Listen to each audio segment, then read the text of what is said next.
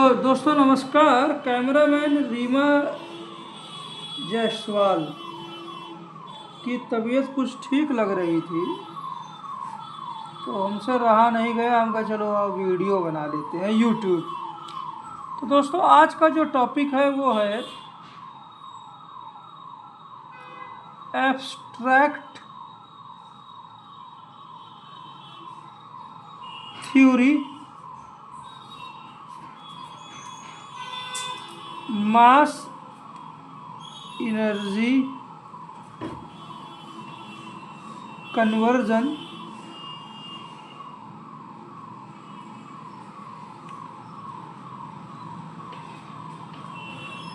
with standing wave moving nodes model special episode 4। Centenary year चल रहा है तो स्क्रोडिंगर साहब बहुत याद आ रहे हैं हमको। तो सर बहुत सिंपलिस्टिक वे में हम बहुत कॉम्प्लेक्स चीज़ों की ओर बढ़ना चाहेंगे। आप कोई भी एक स्पेस ले लीजिए, इस स्पेस की बाउंड्री दिख रही है, हमको दिखता कम है तो लाइन ऊपर नीचे बढ़ सकती है, लेकिन ये स्पेस की बाउंड्री दिख रही है। इस स्पेस में हम पहचान रहे हैं काल्पनिक एक डायमेंशन ले सकते हैं, तो इसको कहेंगे आइडेंटिफिएबल स्पेस, और यही हमारा क्या है, सिस्टम। लेकिन इस स्पेस में कोई भी मीजरेबल मटेरियलिस्टिक प्रॉपर्टी नहीं है। मीजरेबल मटेरियलिस्टिक प्रॉपर्टी क्या है, नहीं है, नो। स्पेस खाली दिखेगा और ये बाउंड्री भी नहीं चेंज कर रहा है, इसकी बाउंड्री भी नहीं चेंज कर रही है। सपोज चेंज इन बाउंड्री भी क्या है,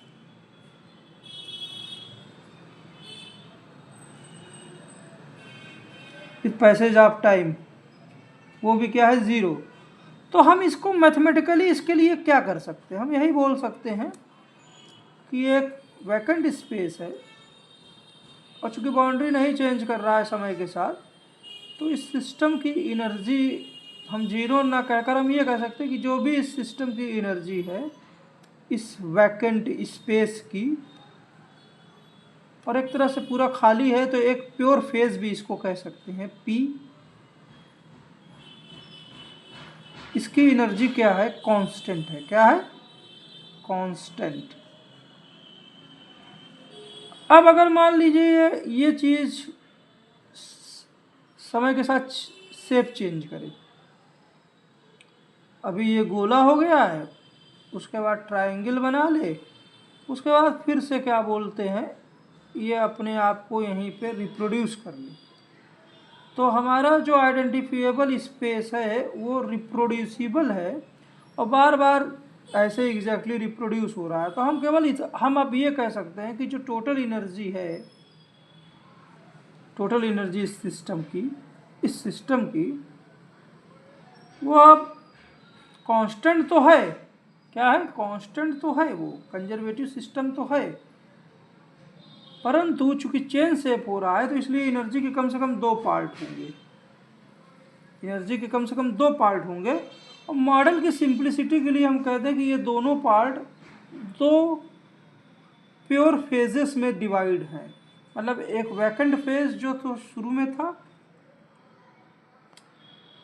मतलब पी प्योर फेज, और एक अन्य फेज वो भी मान लीजिए प्योर है, और उसमें जो मीजरेबल प्रॉपर्टी है वो मास m है, मास m है।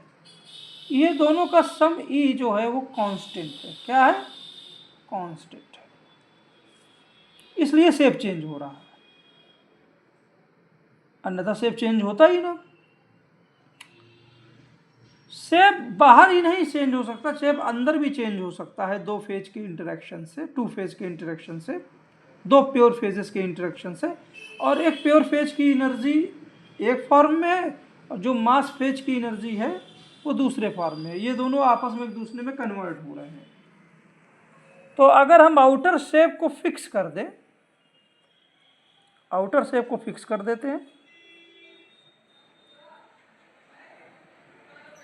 ना, तो अंदर बाउंड्रीज चेंज हो सकती है। अगर मोर देन 2 फेज है और कंजर्वेटिव सिस्टम है, टोटल एनर्जी फिक्स है और वो रिप्रोड्यूसिबल है, तो अंदर बाउंड्रीज जो है वो चेंज हो सकती है।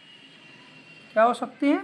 कभी बाउंड्री ऐसे दिख सकती है, कभी अगर आउटर में नहीं चेंज हो, वैसे तो दोनों हो सकती है, लेकिन बाउंड्री जो है अब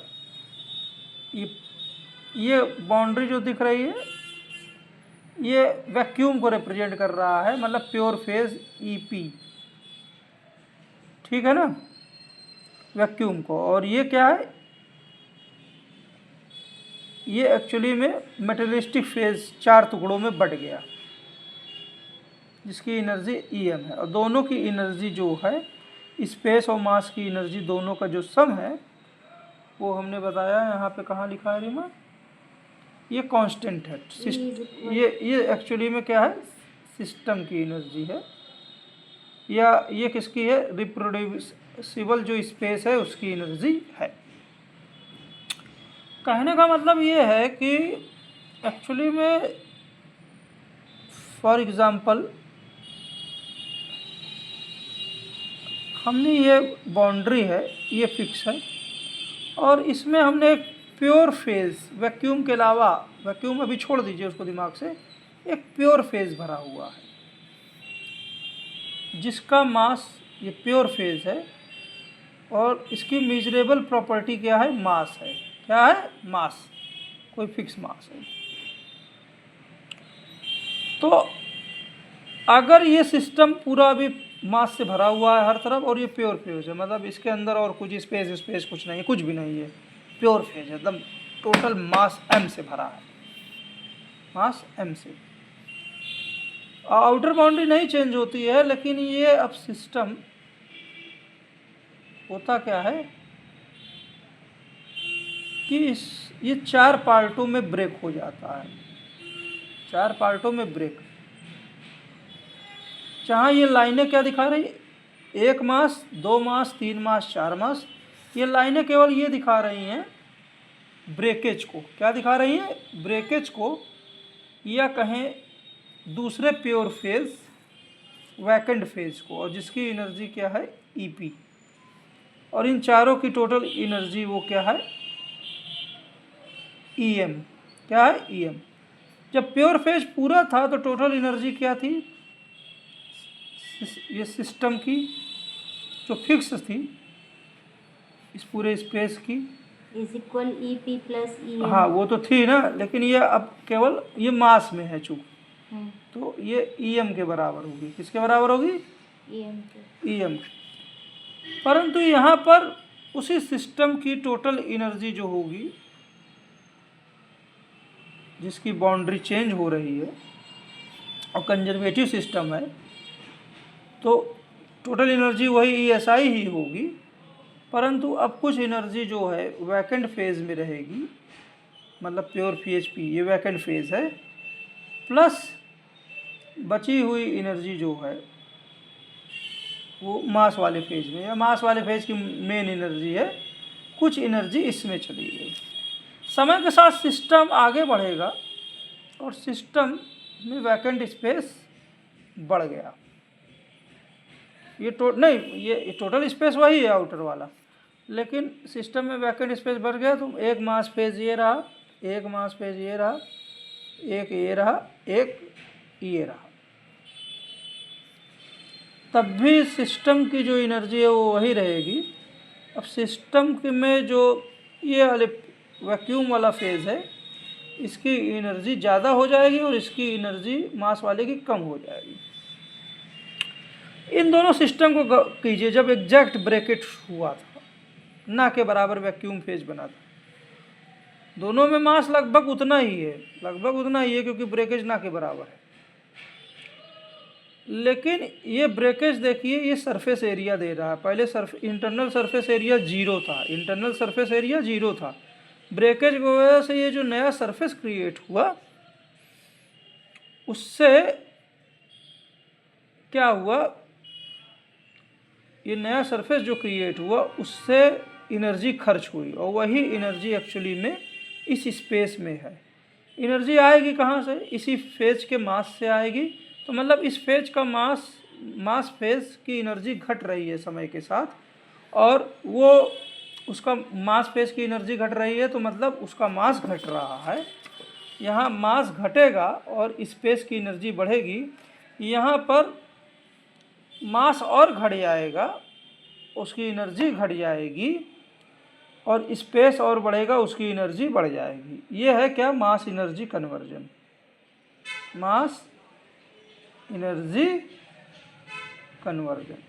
वैसे भी आइंस्टीन जो बोलते हैं E बराबर mc²। जो भी मास मटेरियल का कम हुआ वो यहाँ स्पेस की एनर्जी में बदल गई, इस तरह से। और ये भी फेज प्योर मास से बना है, और ये भी फेज वैक्यूम है, मतलब इसमें बिल्कुल भी किसी प्रकार का मटेरियल नहीं है, तो ये भी फेज प्योर है, ये भी फेज प्योर है। लेकिन अगर ये फेज में कुछ है ही नहीं है, तो लगातार यहाँ से मास कन्वर्ट होके एनर्जी में कैसे कन्वर्ट होगा? या कहने का मतलब हम कहना क्या चाहते हैं कि मास जो भी इस फेज का कम हो रहा है और वो वैक्यूम स्पेस बनता जा रहा है, उसकी एनर्जी में तब्दील हो रहा है, तो क्या जितना भी मास लॉस हो रहा है वो पूरा का पूरा मास क्या 100% लॉस हो गया? नहीं। कहने का मतलब है कि कम से कम अगर एक फेज से दूसरे फेज में वैक्यूम में एनर्जी जानी है, मास यहाँ कम होगा, यहाँ एनर्जी बढ़ेगी। E1 E2 में अगर एक फॉर्म से दूसरे फॉर्म में एनर्जी जानी है फेजेस के मध्य, तो कुछ ना कुछ इस वैकेंट फेज में कुछ ना कुछ मेटेलिस्टिक प्रॉपर्टी होनी चाहिए जो इस मैटर के करस्पॉन्डिंग हो। कहने का मतलब है कि मास लॉस जो हो सकता है वो ml हो सकता है, total mass loss total ml हो सकता है, और जो कहीं ना कहीं स्पेस की एनर्जी बनाएगा, परंतु कुछ न कुछ इस मास लॉस में जो स्पेस की एनर्जी बनाएगा उसको हम कहेंगे इक्विवेलेंट मास। जो भी मास यहाँ चारों से लॉस होगा वो पूरी तरह लॉस नहीं होगा, जो लॉस हो जाएगा स्पेस की एनर्जी बनाएगा उसको कहेंगे इक्विवेलेंट मास, और जो मास अभी भी बहुत थोड़ा फेंट मास है उसको कहेंगे क्या? रेसिडुअल मास, MR। बहुत थोड़ा मास है, और वही जो थोड़ा मास है वही स्प्रेड होता है इसमें मासलेस पार्टिकल्स के रूप में, और वही एक्चुअली में मैकेनिज्म प्रोवाइड करते हैं ये मासलेस पार्टिकल्स मास को एनर्जी में, एनर्जी को मास में तब्दील करने के लिए। तो मासलेस पार्टिकल्स जो भी रहेंगे, जो पूरे स्पेस में फैले रहेंगे, उसकी डेंसिटी प्रोपोर्शनल होगी कि कितना यहाँ पर स्पेस में एनर्जी है, इसकी कितनी फील्ड है। तो मासलेस पार्टिकल को अगर हम इस गोले से रिप्रेजेंट करें, इसमें बहुत थोड़ा मास है, रेसिडुअल मास चूँकि डिस्ट्रीब्यूट हो गया है, तो बहुत हल्का सा मास यहाँ पे है, और इस पार्टिकल को हम मासलेस पार्टिकल कहें।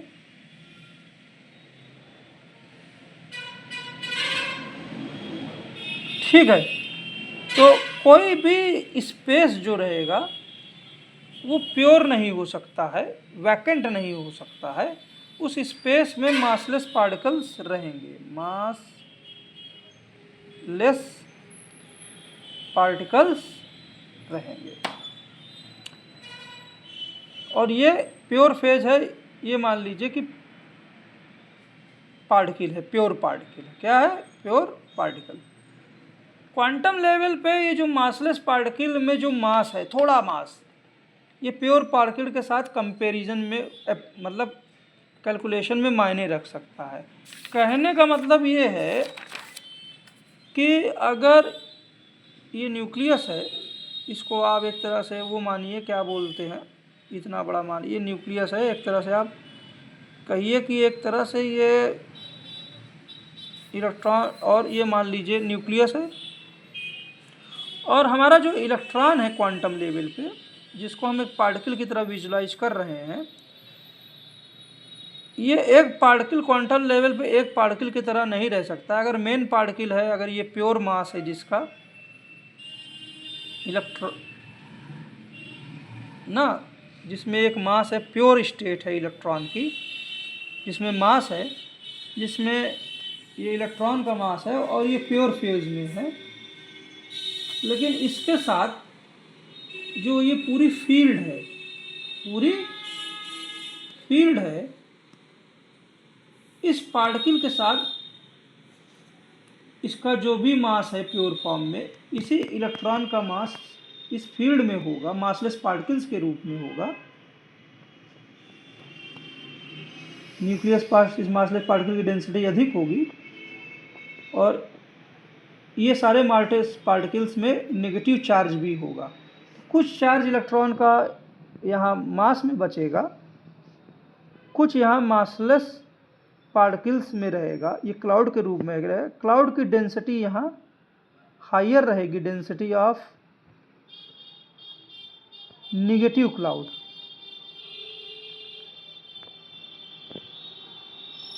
डेंसिटी यहाँ हायर रहेगी, इसको हम कहेंगे कि साई डेंसिटी ऑफ क्लाउड जो है वो पोजीशन का फंक्शन है और टाइम का फंक्शन है। अलग अलग स्पेस में डेंसिटी जो रहेगी वो यहाँ ज़्यादा रहेगी, यहाँ कम रहेगी। और ये सारे मासेस पार्टिकल में एक रेसिडुअल मास रहेगा। क्या रहेगा? रेसिडुअल मास, क्योंकि मास, थोड़ा मास जो पार्टिकल है, बहुत छोटे छोटे पार्टिकल्स में रेसिडुअल मास इस सिस्टम में है, इलेक्ट्रॉन का रेसिडुअल मास, और उसमें उसके करस्पॉन्डिंग चार्ज। तो एक्चुअली में होगा क्या कि किसी भी समय मान लीजिए इस मेन पार्टिकल की वेलोसिटी v है, तो इसके करस्पॉन्डिंग एक मोमेंटा होगा, लेकिन रेसिडुअल मास क्वांटम लेवल पर ये पार्टिकल अकेला नहीं है, इसके छोटे छोटे पार्टिकल्स हैं जो मासलेस पार्टिकल्स के रूप में है, तो इसमें भी कुछ मास है, तो उसका भी मोमेंटा होगा। क्या होगा? उसका मोमेंटा होगा। तो टोटल मोमेंटा जो होगा वास्तव में जो मेन पार्टिकल का मोमेंटा है प्लस मासलेस पार्टिकल्स का मोमेंटा जो फील्ड का पार्ट है उसका मोमेंटा, ये टोटल मोमेंटा होगा सिस्टम का। और जब ये मासलेस पार्टिकल की वेलोसिटी ज़्यादा होगी और जब ये अपने ही क्लाउड के विरुद्ध चलेगा तो ये वेलोसिटी कम हो जाएगी और ये पार्टिकल्स, मासलेस पार्टिकल और करीब करीब आ जाएंगे। ये मासलेस पार्टिकल और करीब करीब आ जाएंगे। तो अगर सिस्टम अब अगर इस तरह से देखें कि ये पार्टिकल अब यहाँ ना होकर, पार्टिकल मान लीजिए कि इस पोजीशन से आकर मेन पार्टिकल हमारा इस पोजीशन पे आ गया, और न्यूक्लियस क्या कर रहा है? स्पेस को केवल रेस्ट्रिक्ट करने का काम कर रहा है अभी ना। तो स्पेस जब मेन पार्टिकल के आगे रहेगी तो मासलेस पार्टिकल्स और कंसंट्रेट होंगे, एक तरह से न्यूक्लियस पास ज़्यादा ओवरलैप होंगे और यहाँ पे और पास पास होने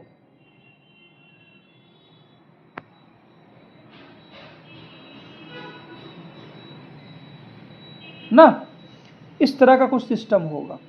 तो वेलोसिटी अब जो होगी, यहाँ वेलोसिटी v थी, यहाँ वेलोसिटी कुछ और होगी, वेलोसिटी चेंज हो जाएगी। ये v1 मान लीजिए, ये दूसरी पोजीशन v2 मान लीजिए, तो v2 चूँकि अपनी फील्ड के विरुद्ध जा रहा है तो v2 is less than v1। तो मोमेंटा जो यहाँ का होगा वो वास्तव में मासलेस पार्टिकल जिसमें थोड़ा मास है उसमें शिफ्ट हो जाएगा, लेकिन टोटल मोमेंटा फिक्स रहेगा, टोटल मोमेंटा फिक्स रहेगा। तो काइनेटिक मोमेंटा सिस्टम का जो भी रहेगा, काइनेटिक एनर्जी टोटल सिस्टम का काइनेटिक मोमेंटा उसको वो फिक्स रहेगा, ये p कांस्टेंट रहेगा। काइनेटिक एनर्जी जो सिस्टम की जनरल टाइम पे रहेगी p²/m होगी। लेकिन चूंकि ये नेगेटिव पार्टिकल्स अब ज़्यादा क्लोज आ रहे हैं तो इसलिए पोटेंशियल एनर्जी सिस्टम की चेंज होती रहेगी, और डिपेंड करेगा कि मेन वाला पार्टिकल की पोजीशन कहाँ पे है, उसकी पोजीशन के अनुसार सिस्टम की पोटेंशियल एनर्जी। अगर ये मेन पार्टिकल बहुत पास आ जाएगा फील्ड के विरुद्ध जाते हुए तो उसकी काइनेटिक एनर्जी कम हो जाएगी, मोमेंटा कहाँ से इसकी काइनेटिक एनर्जी कम हो जाएगी। लेकिन मोमेंटा जो रहेगा, अब यहाँ मेन पार्टिकल्स ना लेकर मोमेंटा फील्ड के जो मासलेस पार्टिकल हैं उसमें शिफ्ट हो जाएगा, टोटल मोमेंटा वही रहेगा। लेकिन चूंकि पार्टिकल अब ये मासलेस पार्टिकल करीब आ रहे हैं तो ये इंक्रीज करेगा, पोटेंशियल एनर्जी इंक्रीज करेगी। लेकिन मोमेंटा चूंकि कांस्टेंट है पूरे इलेक्ट्रॉन सिस्टम का, इलेक्ट्रॉन का मास यही नहीं है, फील्ड में भी मास है ना, तो इसलिए जैसे जैसे सिस्टम प्रोग्रेस करेगा और पोटेंशियल एनर्जी जब इंक्रीज करेगी, ये वाला पोटेंशियल एनर्जी, क्योंकि मोमेंटा काइनेटिक मोमेंटा पूरा कांस्टेंट है सिस्टम का, अगर हम मान लें तो मास क्या होगा, सिस्टम का मास भी इंक्रीज करेगा, मतलब ये भी इंक्रीज करेगा। अगर ये नहीं इंक्रीज करेगा तो अगर u बढ़ रहा है तो इसको कम होना है, क्योंकि p कांस्टेंट है इसलिए मास सिस्टम का बढ़ना है। कहने का मतलब ये है कि तभी टोटल एनर्जी सिस्टम की क्या रहेगी, वो कांस्टेंट रहेगी, तभी ये जो टोटल एनर्जी सिस्टम की है वो कांस्टेंट रहेगी।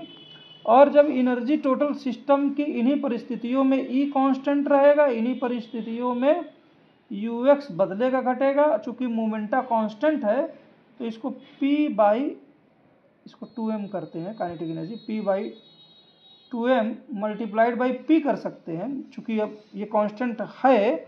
और इसको जब दोनों तरफ साई से गुणा कर देंगे श्रोडिंगर साहब की तरह ना, तो चूंकि E कांस्टेंट है तो E कांस्टेंट हो गया सिस्टम का, E मतलब ये हो जाएगा total energy multiplied by Sai x T बराबर ux Sai x T plus p/2m into p into Sai x t. और ये p क्या है, टोटल मोमेंटा, ये कांस्टेंट है। एक्चुअली में इसी की जगह तभी हम क्या बोलते हैं, ऑपरेटर वाला टर्म लिख पाएंगे। ये एक्चुअली में p टोटल मोमेंटा गुणा साई बराबर क्या है, मोमेंटम ऑपरेटर गुणा साई, या इसके जगह जो टर्म फिट कर पाएंगे माइनस h/i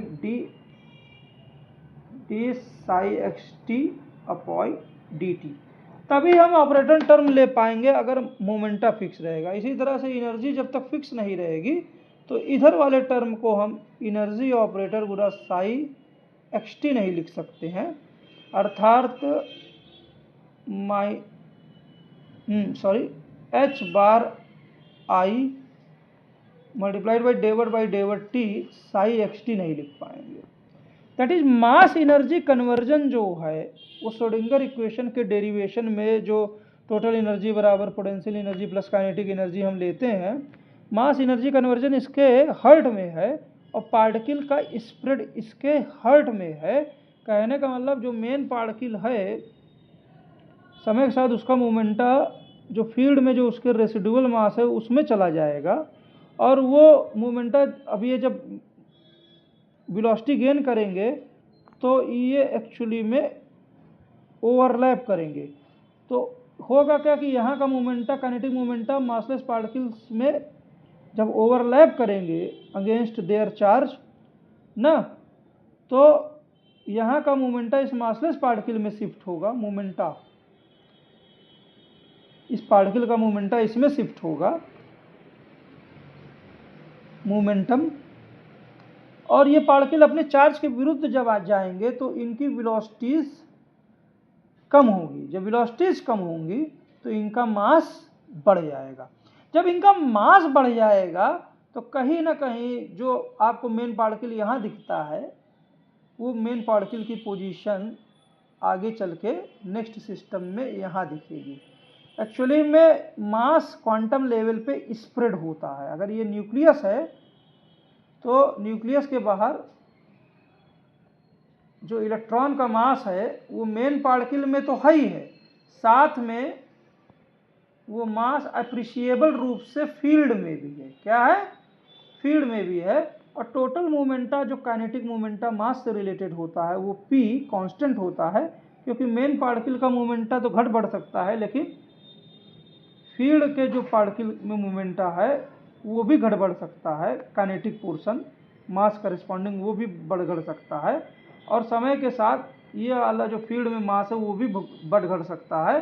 तो नेट रिजल्ट क्या होगा? जो मेन पार्टिकल है, जो सेंटर ऑफ मास है, वो समय के साथ पूरा मटेरियल अब सेंटर ऑफ मास यहाँ दिखेगा। कहाँ दिखेगा? यहाँ दिखेगा, लेकिन मोमेंटा काइनेटिक मोमेंटा वही रहेगा। अब मान लीजिए सिस्टम का पहले मास 4 था, इलेक्ट्रॉन का पार्टिकल और मासलेस पार्टिकल दोनों मिला के, और वेलोसिटी इस टोटल मान लीजिए इसी पार्टिकल में थी, जब यहाँ वेलोसिटी सबसे अधिक थी मेन पार्टिकल में, क्लाउड में बस घुसना चालू किया था, और उस समय वेलोसिटी कितनी थी? मान लीजिए 5 थी। तो मोमेंटम क्या हो जाएगा? 5 चौक 20। अब आगे चल के इस पोजीशन पे क्या हो जाएगा? पार्टिकल का मास बढ़ गया, 5 हो गया, वेलोसिटी 4 हो गई, मोमेंटम वही रहा, काइनेटिक मोमेंटम वही रहा, जो कहीं ना कहीं मेन पार्टिकल और जो फील्ड में जो रेसिडुअल मास है उसके कारण। लेकिन आप देख सकते हैं जब काइनेटिक एनर्जी की बात आएगी तो यहाँ काइनेटिक एनर्जी क्या रहेगी? 1/2 4 इंटू 5 5 25 हो जाएगा, मतलब 100। लेकिन जब यहाँ काइनेटिक एनर्जी आएगी तो 1/2 गुणा 5 गुणा 4 चौक 16, 16 पंजे 80/2 मतलब 40, और यहाँ 5 चौक 5 5 25 चौका 100/2 यहाँ 50 ना। तो मोमेंटम तो कंजर्व हो गया, लेकिन जो काइनेटिक एनर्जी का लॉस हुआ, और काइनेटिक एनर्जी का जो लॉस होगा एक्चुअली में, क्योंकि मास बढ़ गया, तो वही काइनेटिक एनर्जी का लॉस एक्चुअली में पोटेंशियल इंक्रीज पोटेंशियल एनर्जी, जब इलेक्ट्रॉन अपने ही क्लाउड में, उसकी वेलोसिटी कम हो जाएगी, अपने ही क्लाउड में आएगा, तो पोटेंशियल एनर्जी में इंक्रीज होगा। ये तभी ये चीज़ संभव होती है। तो अगर एक शब्दों में कहें, अगर हम डायरेक्ट इस चीज़ को मैथमेटिक्स के मॉडल में उतारना चाहें तो ये इस तरह से होगा कि ये न्यूक्लियस है, और न्यूक्लियस के जैसे हमारे प्रोफेसर साहब संजीव कुमार गुप्ता साहब IISc बेंगलोर में सिखाते कि सिंपल मॉडल बनाओ। तो इलेक्ट्रॉन का जो मेन पार्टिकल में मास है, ये इलेक्ट्रॉन है हमारा, समझ लीजिए न्यूक्लियस के मुकाबले बड़ा हो गया यार, तो चलिए इसको अगले यहाँ पे बना लेते हैं। तो ये न्यूक्लियस है, ये बाउंड्री का काम कर रहा है चार्ज को कंटेन करने का, और एक्चुअली में इस यहाँ इलेक्ट्रॉन का मेन पार्टिकल है। तो इसका मास जो भी है इलेक्ट्रॉन का मास है ना, और ये पार्टिकल का मास है, और इसमें कुछ बचा हुआ चार्ज है, बाकी सब क्लाउड के रूप में है। क्लाउड मतलब मासलेस पार्टिकल के क्लाउड के रूप में। क्लाउड यहाँ डेंस ज़्यादा है, ठीक है, और यहाँ डेंसिटी इसकी धीरे धीरे कम होगी। एक्चुअली में कोई भी, जैसे हमने बोला ना कि कोई भी फेज क्वांटम लेवल पर, कहाँ पे धरी है, कहाँ पहुँच गए? यही तो है, हाँ, यही है। कोई भी फेज क्वांटम लेवल पे प्योर नहीं होता, खाली नहीं होता, उसमें कुछ ना कुछ रेसिडुअल मास होगा। इसी तरह से जो इलेक्ट्रॉन को हम प्योर मास दिखा रहे हैं वो भी कहीं ना कहीं कुछ ना कुछ खाली होगा, पोरस होगा। क्या होगा? पोरस होगा, ठीक है। तो इसलिए जो कंसंट्रेशन, अगर ये इलेक्ट्रॉन का मास ये पोरस होगा, क्या होगा? पोरस होगा। इसी तरह से फील्ड में भी क्या होगा? इलेक्ट्रॉन का एक रेसिडुअल, टोटल रेसिडुअल मास होगा, इलेक्ट्रॉन का ही एक फील्ड का, जो इलेक्ट्रॉन का मास फील्ड में है, और ये रेसिडुअल मास होगा। ये जो मास होगा ये एक तरह से रेसिडुअल मास होगा। तो दोनों ही इम्प्योर स्टेट में रहेगा सिस्टम। तो क्वांटम लेवल पे पार्टिकल और फील्ड में आप डिफ्रेंशिएट करना थोड़ा कठिन होगा, लेकिन इसके बावजूद भी अगर ये पोरस मास है और यहाँ क्लाउड पार्टिकल्स की कंसंट्रेशन ज़्यादा है, यहाँ कम है, तो यही कंसंट्रेशन इस पोरस से फ्लो करेगी। तो किसी एक यूनिट वॉल्यूम में अगर हम चार्ज डेंसिटी किसी समय देखेंगे और पार्टिकल अगर अपनी जगह पे रहता मेन पार्टिकल, तो उसकी चार्ज डेंसिटी जो समय के साथ चेंज होती है, इस पॉइंट को मान लीजिए x है और किसी टाइम t पर हम देख रहे हैं, तो वो जो चेंज होता चार्ज डेंसिटी डेवर बाई डेवर टी पर यूनिट वॉल्यूम जो चार्ज डेंसिटी चेंज होती है वो इस तरह से लिखी जाती है, डी बाई डेवर टी साई एक्स टी।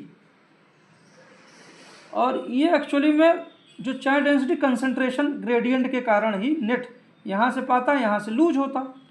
तो मैथमेटिकली ग्रेडियंट के टर्म में जो चीज़ होती वो माइनस डी डिफ्यूजन कांस्टेंट, जो भी जैसा पोरोसिटी इस मास का रहा हो पार्टिकल का या टोटल मास का ना, तो डी मल्टीप्लाइड बाई डेवर स्क्वायर बाई डेवर x square psi x t. यहाँ पे जो भी वेव फंक्शन, ये डिफ्यूजन के आधार पे हम ये लिखते हैं इक्वेशन। लेकिन चूंकि पोरस मास मूव भी कर रहा है, तो मूव करने से बहुत सारे पार्टिकल इससे टकरा कर रिबाउंड भी होंगे। तो एक्चुअली में इस रिबाउंड के कारण मेन पार्टिकल से जो पार्टिकल्स रिबाउंड होंगे वो यहाँ पर डेंसिटी को बढ़ाएंगे। तो एक टर्म जो सेकंड टर्म आता है, तो इसलिए टोटल जो इक्वेशन लिखी जाएगी इस पॉइंट पर जो भी वो होगा चार्ज डेंसिटी, वो दो कॉम्बिनेशन, माइनस डिफ्यूजन वाला टर्म जो इस तरह से दिया जाएगा, साई हम छोटे में लिख रहे हैं, एक्स टी नहीं दिखा रहे हैं, प्लस रिबाउंड के कारण। रिबाउंड सबसे ज़्यादा कब होगा? जितना पोटेंशियल एनर्जी यू एक्स होगी सिस्टम की, मतलब इस पोजीशन पे हम भले ही कैलकुलेशन कहाँ कर रहे हैं, इस काल्पनिक वॉल्यूम पोजीशन एक्स और टी पे, लेकिन जितना ही करस्पॉन्डिंगली जो पार्टिकल किसी दूसरी पोजीशन पे होगा वो जितना तेज मूव करेगा ना, उतना ही यहाँ रिबाउंड से भी आपको डेंसिटी मिलेगी, रिबाउंड से भी डेंसिटी यहाँ एक्स पर मिलेगी। तो इसलिए पार्टिकल के जो पोरस पार्टिकल किसी दूसरी पोजीशन पे मूव कर रहा है उसके रिबाउंड से भी इस पॉइंट पर आपको क्या मिलेगी? डेंसिटी मिलेगी। और इस पूरे समय जो भी सिस्टम की एनर्जी मान लीजिए रही है, जो भी सिस्टम की एनर्जी रहेगी वो मान लीजिए यू है, और चूंकि हम पोजीशन अब बदल रहे हैं मेन पार्टिकल की ना, तो इसलिए आप इसको दूसरी पोजीशन से, मेन पार्टिकल की दूसरी पोजीशन से रिप्रेजेंट करिए। लेकिन आप कल्पना कर लीजिए कि ये इसका इफेक्ट चूंकि यहाँ कम्युनिकेट कर रहा है, इसका इफेक्ट यहाँ कम्युनिकेट कर रहा है, तो आप मान लीजिए कि रिबाउंड का असर यहाँ तक भी हो रहा है। तो यहाँ पर जो भी चार्ज डेंसिटी होगी किसी पॉइंट पर, वो एक्चुअली में साई जो कंसंट्रेशन ग्रेडियंट के कारण प्लस पार्टिकल जो कहीं और रिबाउंड कर रहा है उसका असर यहाँ पर, और वो डिपेंड करेगा कि सिस्टम की पोटेंशियल एनर्जी इस फ्रेम ऑफ टाइम पे क्या है। इस फ्रेम ऑफ टाइम पे क्या है, हम उसको यू लिखते हैं क्योंकि आपका मोबाइल वाले भैया है फोन कर रहे हैं। हाँ, कंफ्यूज हो जाएगा। और मल्टीप्लाइड बाई क्या बोलते हैं एक्चुअली में, आप जो यहाँ पर डेंसिटी होगी इस पॉइंट पर साई एक्स टी, आप कंफ्यूज ना होइए। आप डेंसिटी जो आप ये पोरस मास है तो आप यहीं पे कैलकुलेट कर लीजिए जहाँ पार्टिकल यहाँ पे है। तो यहाँ पर जहाँ पार्टिकल है तो वो नेचुरल डिफ्यूजन से जो पाएगा, प्लस रिबाउंड के कारण बहुत सारी डेंसिटीज़ भी ये पार्टिकल जैसे यहाँ पाया था, रिबाउंड के कारण बहुत सारी डेंसिटीज़ ये जब आगे बढ़ेगा तो यहाँ पाएगा। इसी पॉइंट पे आप अपना या इसके बगल वाले पॉइंट पे आप बना लीजिए ना, तो ये दोनों पॉइंट लगभग बगल है। तो यहाँ पर कंसंट्रेशन ग्रेडियंट के कारण भी पाओगे, प्लस ये जो पार्टिकल अब मूव करके यहाँ से यहाँ आ गया, तो ये वॉल्यूम जो पार्टिकल के मूवमेंट के कारण, क्योंकि एक्स बगल है तो इसलिए दोनों ही टर्म ऐड हो जाएंगे डेंसिटी ग्रेडियंट में। लेकिन ये किसी भी पॉइंट के लिए सही होगा, किसी भी पॉइंट के लिए ये इक्वेशन सही होगी। बस उस दूसरे पॉइंट पे आपको, आप जो भी ये दूसरा पॉइंट लोगे वहाँ पे करस्पॉन्डिंग जो वहाँ पे एक्चुअली में जो साई का फंक्शन है वैल्यू है वो रखनी पड़ेगी बस। लेकिन एनर्जी आप जहाँ मेन पार्टिकल के हिसाब से माने हो उसके हिसाब से लेनी पड़ेगी, जो वो ऐसे रिप्रेजेंट की है। तो एक्चुअली में इक्वेशन जो भी लिखी जाएगी, अगर पार्टिकल के ही वॉल्यूम वहीं पे देख रहे हो तो ये minus D square by D x square psi x T plus एक टर्म और बी कांस्टेंट, और जो भी पोटेंशियल एनर्जी दोगे मूवमेंट को दर्शाएगा, और जो भी वहाँ पर एक्चुअली में वेव फंक्शन उस समय पे है। किसी जनरल पॉइंट पे जहाँ पार्टिकल नहीं है वहाँ पे कैसे लिखा जाएगा चार्ज डेंसिटी का change? Psi x t is equal to minus d x square उस जनरल पॉइंट पे जहाँ पार्टिकल नहीं है, पार्टिकल किसी और पॉइंट पे। तो एनर्जी चूँकि उस पॉइंट के करस्पॉन्डिंग होगी जिस पॉइंट पे पार्टिकल है, तो यू एक्स बार जहाँ पार्टिकल है, या यू एक्स पी लिख दीजिए आप, क्योंकि वो सिस्टम की एनर्जी डिसाइड कर रहा है, मल्टीप्लाइड बाई डेंसिटी कहाँ देंगे, जहाँ आप जिस पॉइंट पे वास्तव में साई को कैलकुलेट करना चाहते हो, यहाँ नहीं जहाँ पार्टिकल है, बल्कि यहाँ डेंसिटी आप अब दूसरी लोगे, एक्स पी पे नहीं लोगे बल्कि साई एक्स टी पे होगे। एक्स वो पोजीशन है जहाँ पार्टिकल नहीं है ना। तो इस तरह से हम चीज़ों को समझ सकते हैं। उम्मीद है ये एपिसोड आप लोगों को पसंद आएगा। जय हिंद, जय भारत, थैंक यू सर।